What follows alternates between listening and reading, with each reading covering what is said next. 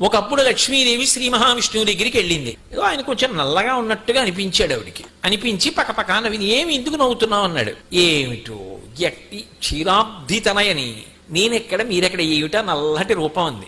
ఆయన అన్నాడు, అబ్బో నీ అందం మీద నీకు అంత వ్యామోహం కలిగిందే, విరూపవైపో అన్నాడు. భయంకరమైనటువంటి రూపాన్ని పొందితే ఇప్పుడు నాకు శాప విమోచనం ఎక్కడవుతుంది అంది. కామాక్షిని వేడుకో అన్నాడు. కాంచీపురం వెళ్ళింది. అరూపలక్ష్మి అంటారు. ఇప్పటికే ఆవిడ వంక చూడడానికి భయం వేస్తుంది మనకి. నుదురు అది ఇలా ముడుచుకుపోయి చాలా వికారంగా ఉంటుంది అమ్మవారు. కామాక్షి దగ్గర పూజ చేసిన కుంకం ఇస్తే ఇంటికి వెంటనే తెచ్చుకోరు. ఆ కుంకం పట్టుకెళ్లి ముందు అరూపలక్ష్మి మీద వేస్తారు. అరూపలక్ష్మి మీద ఆ కామాక్షి పరదేవతకి పూజ చేసిన కుంకం పడితే ఆవిడ మళ్ళీ స్వరూపలక్ష్మి అయింది. మా ఆవిడ ఇక్కడ మంచి రూపాన్ని పొందుతుందని దొంగచూపు చూస్తూ విష్ణువు యువతల వైపుకి నిలబడి ఉంటారు దేవాలయంలో. అందుకే కల్వస్వామి అంటారంటే దొంగచూపుల విష్ణువు. లక్ష్మీదేవి ఓహో